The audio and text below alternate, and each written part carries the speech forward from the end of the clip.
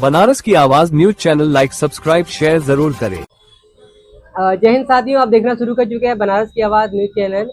और जिस तरह से आपने देखा कि काशी में प्रधानमंत्री जी का आगमन हुआ और आगमन के दौरान कुछ ऐसी तस्वीरें, कुछ ऐसी वीडियो निकल कर आई जिसमें कि कई जो महिलाएं हैं उनकी अव्यवस्था को लेकर लोगों का जबरदस्त विरोध रहा। उनको लाया गया, उनको नाश्ता पानी की व्यवस्था नहीं दी गई और जहाँ स्टाफ पर छोड़ना था उससे पहले ही छोड़ दिया गया। तो तमाम तरह के मामले हुए। इसमें कई जो है कि बियोलोज और कई आंगनबाड़ी महिलाएं हैं, तमाम महिलाओं को लाया गया, जो कि सोशल मीडिया पर वीडियो वायरल है। और लगातार नई तरफ नारी शक्ति की बात करते हैं, नारी सुरक्षा की बात करते हैं, दूसरी तरफ महिलाओं को जबरदस्ती लाते हैं, तीसरी तरफ की व्यवस्था नहीं करते हैं। देखिए, भारतीय जनता पार्टी के लोग और हमारे देश के आदरणीय वज़ीर-ए-आज़म महोदय खुद लोग बात करते हैं नारी के उत्थान की, नारी के शक्ति की, नारी की सुरक्षा की और नारी की विभिन्न फायदे के मुताबिक बात करते हैं। सब बकवास।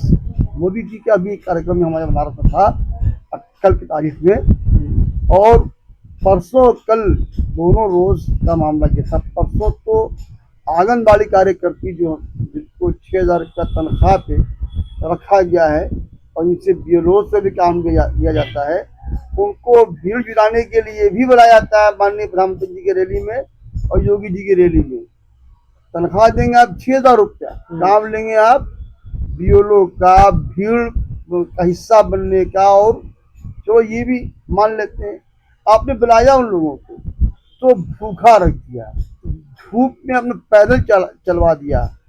कई विद्यालय की, महाविद्यालय की लड़कियां बुलाई गई थी, छात्राएं बुलाई गई थी भीड़ का हिस्सा बनने के लिए।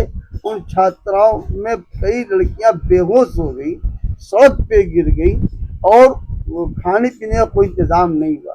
मोदी जी को अगर बुलवाना है तो कम से कम उन बच्चियों का, उन औरतों के खाने पीने का इंतजाम कर देते, उनके पानी वगैरह का इंतजाम कर देते। लोग गर्म से बेहोश हुए गिर गई हैं। ऐसी भीड़ से क्या फायदा, खरीदी की भीड़ से क्या फायदा। अरे भीड़ तो वो हो जो लोग स्वच्छता से आए, अपना इंतजाम करके आए। आप क्यों जाते हैं कि नहीं मैं इंतजाम करूंगा, यही नहीं हुआ।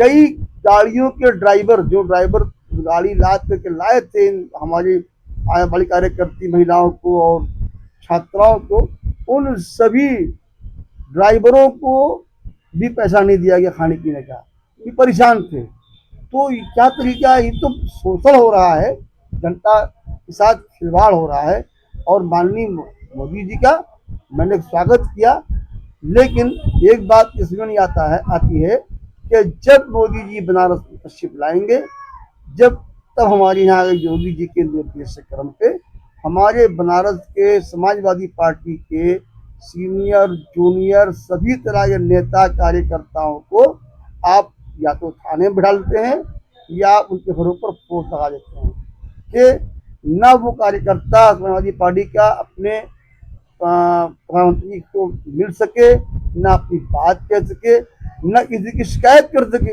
इसीलिए करते हो।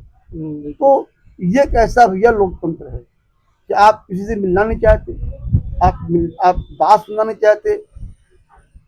तो लगातार जो है कि इस तरह से मोदी जी का काशी आगमन हुआ। काशी आगमन उनको जाने के बाद बारिश और तूफान तमाम चीजें हुई।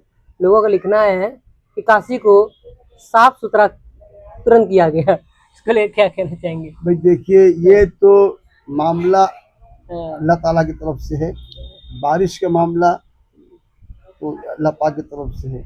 अब सफाई का मामला ये है कि ठीक है, हम नहीं कह सकते अपनी ज़बान से, हमारे देश के वज़ीर-ए-आज़म हैं, उनका बड़ा एहतराम है, बहुत उनकी इज़्ज़त करता हूँ और होनी भी चाहिए, लोगों को करना चाहिए उनकी इज़्ज़त। लेकिन जो कार्य वो करते आ रहे हैं, इससे बहुत दुखी हम सब लोग हैं, न सिर्फ हमारे बनारस की जनता, देश की जनता भी दुखी है। आप इतने हज़ार करोड़ के सौगात देते हो बनारस के अंदर, उससे वो पैसा होता क्या है, वो कहाँ पैसा लगता है, किसके काम में आता है, कोई कितना विकास भी आप गिन लीजिए, कितने का विकास हुआ, कितना रुपया आपने दिया है, विकास कितने हुआ। विकास होता है, भारतीय जनता पार्टी के कार्यकर्ताओं का विकास होता है, विकास होता है मोदी जी के स्टेट के जितने उनके वहाँ के ठेकेदार हैं, उद्योगपति हैं, वो विकास आगे यहाँ उनका विकास होता है, उस पैसे से ये होता है, ये बात सही है। लेकिन ये इसी विकास के दावों को लेकर बंगाल में चुनाव लड़ रहे हैं मोदी जी, कह रहे हैं इस बार 4 मई दीदी गई। बिल्कुल नहीं, विकास के मुद्दे पर चुनाव नहीं लड़ने हैं मोदी जी। बंगाल में चुनाव लड़ने हिंदू मुसलमान के मुद्दे पर, काबा और नकाब और बुर्का के मुद्दे पर, मछली और गोश्त के मुद्दे पर। वहाँ कहाँ चुनाव हुआ है विकास के मुद्दे पर? वहाँ विकास कम कर रही है क्या दीदी जी की विकास जाके वहाँ दिखाएंगे? वहाँ तो हिंदू मुस्लिम का के मामला बनाए गए हैं, चाहे हमारे योगी जी महाराज गए हों, चाहे अमित शाह जी महाराज गए हों। अब वहाँ बाबरी मस्जिद की बात कर रहे हो। अरे देश जान गया, दुनिया जान गई कि बाबरी मस्जिद बनवाने वाला आदमी हुमायूं कबीर को जो है वो 1000 करोड़ रुपए की डील जब भाजपा ने उससे की तो उसने मस्जिद का हाथ दबाया, और मस्जिद बनवाने की बात भारतीय जनता पार्टी की तरफ से प्री प्लानिंग कराई गई ताकि हिंदू मुस्लिम किया जाए। किसी मुसलमान को नहीं चाहिए बाबरी मस्जिद वहाँ पर।